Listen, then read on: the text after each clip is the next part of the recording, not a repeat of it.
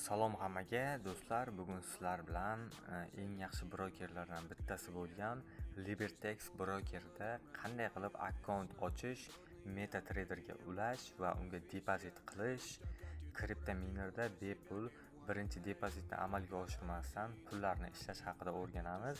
Bu videomiz sizlar uchun juda ham foydali. Videoni ko'rishdan oldin kanalga obuna bo'lib qo'yishni unutmang. Bu kanal rivoji uchun juda ham foydali.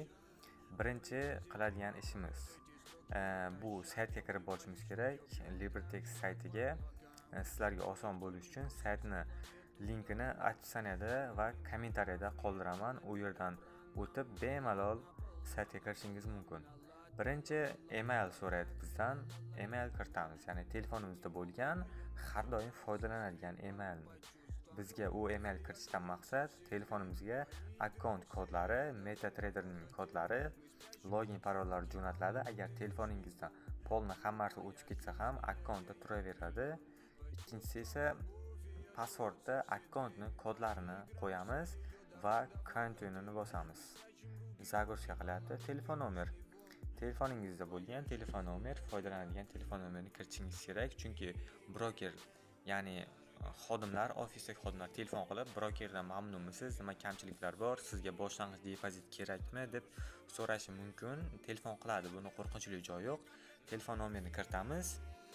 Masalan 91 123 235 54 25. Men oldin akkaunt ochib bo'lganman. Yangi akkaunt ochishni просто shunchaki ko'rsatib beryapman. Continue'ni bosamiz va bizda akkaunt birdaniga ochiladi. Do'stlar, mana telefon nomer va emailni kiritganimizdan so'ng bizga shunday oyna kelib chiqadi. Bu Libertexning ichki oynasi hisoblanib, bu yerda biz o'zimizning shaxsiy kabinet desak ham bo'ladi. Bu yerda sizdan boshqa hech kim kira olmaydi agar sizni email va boyaga qo'ygan parolingizni bilmasa. Shuning uchun uni hech kimga ko'rsatmang. Birinchisi qiladigan ishimiz bu bizda 3 nuqtaga o'tamiz va verifikatsiyadan o'tamiz. Personal detailsga kiramiz. Mana email kiritilgan, nomer kiritilgan, edit personal info. Birinchisiga ism, ikkinchisiga familiya, pasportda qanday ko'rsatilgan bo'lsa o'shanday. Masalan, Alibek Abdujalilov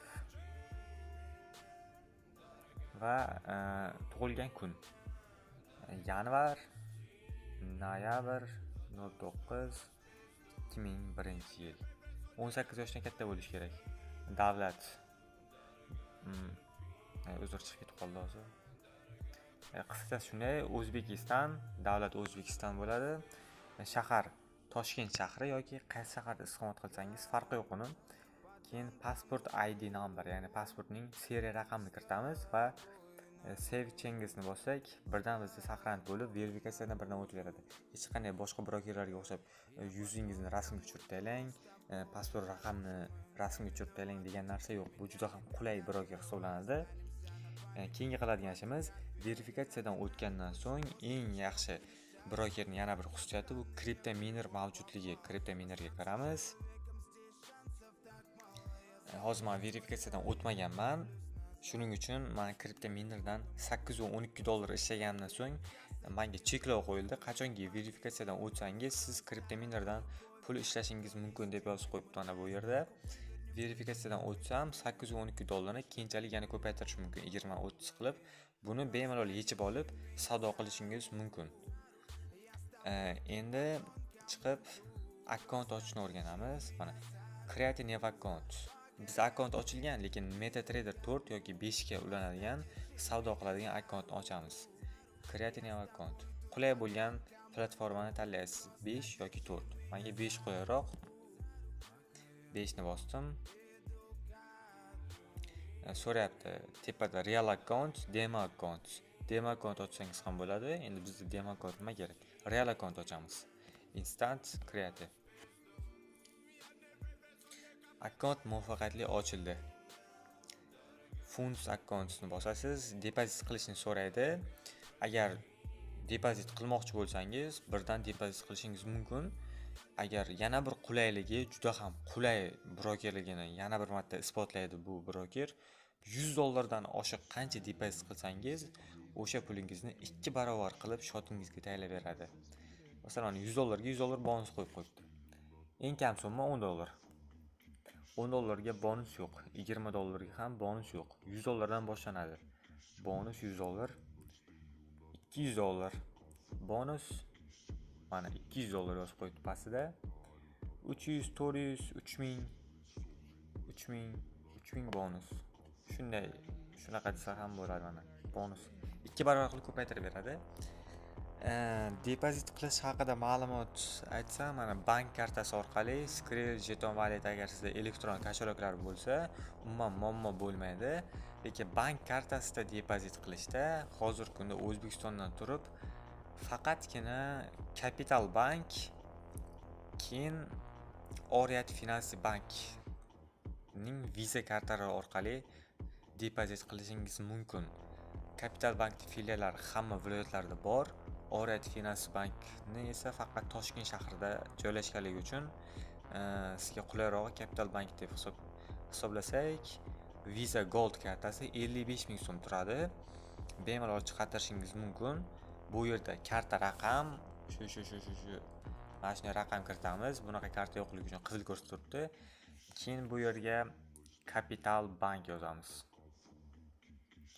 Va kartani sanasi, masalan 1025 va CVV kodi orqa raqamida yozilgan bo'ladi. CVV kodi Capital Bankning Visa Gold kartasida, masalan 897.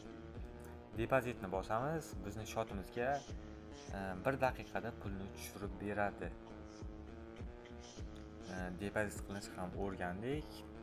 MetaTrader 4 ga akkaunt ulashni ham endi o'rgataman. Mana Instant MetaTrader 5 ustiga bosamiz va mana bu yerda Credentials yozib qo'yibdi. Eng pastdagi birinchisi bossak bizga akkauntning login parollari turibdi. Birinchisini kopiya qilamiz. MetaTrader 5 Manage Accounts, tepadagi plus brokerni qidiring deyapti. Kiritamiz Real Server. Forex chiqib keldi bizda. Mana chiqib keldi login. Birinchisiga login qo'yamiz, chiqamiz. Loginni kopirovat qilamiz, kopirovat bo'ldi. Loginni qo'yamiz, password kodni qo'yamiz, buni ham kopirovat qilamiz va kodni qo'yib loginni bosamiz va bizda akkaunt ulanmoqda. Ozroq vaqt kerak, ozroq 30 sekund, 40 sekundlar atrofida. Akkaunt ulanyapti.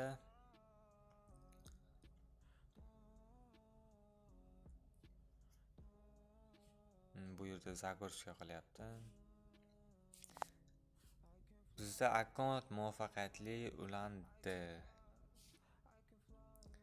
Shotimiz $0 chunki biz depozit qilganimiz yo'q.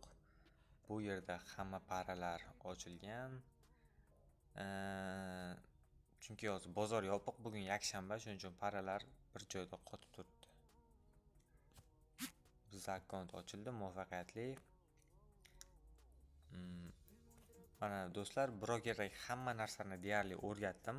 Bironta tushunmagan narsangiz bo'lsa, bemalol kommentariyada izoh qoldirsangiz javob beraman yoki keyingi videolarda albatta o'shaning javobini video qilib chiqarib beraman. Do'stlar, xayr, sog' bo'ling. Kanalga obuna bo'lishni unutmang.